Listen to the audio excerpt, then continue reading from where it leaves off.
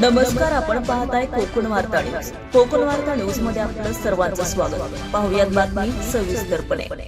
मुंबई ते दोडबली मार्गावर धावणारी दोडबली एसटी बस कर्दी फाट्यापुढील मठाजवळ अपघातात पलटी झाली.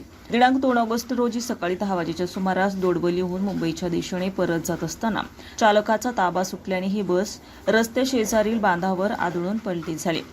सुदैवाने अपघाताच्या वेळी बसमध्ये चालक, वाहक आणि 1 ते 2 प्रवासी प्रवास करत होते. या अपघातामध्ये कोणतीही जीवितहानी झाली नाही.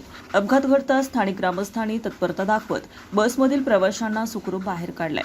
घटनेची माहिती मिळताच गुहागर पोलीस आणि एसटी आगाराचे पथक तात्काळ घटनास्थळी दाखल झाले. पोलीस या अपघाताचा पुढील तपास करत आहेत. रियाज ठाकूर, कोकण वार्ता न्यूज, गुहागर. ताज्या बातम्या आणि नवनवीन घडामोडी पाहण्यासाठी आजच आमच्या कोकण वार्ता न्यूज चॅनलला लाईक करा, सबस्क्राईब करा आणि बेल आयकॉन प्रेस करा आणि पाहत रहा कोकण वार्ता न्यूज.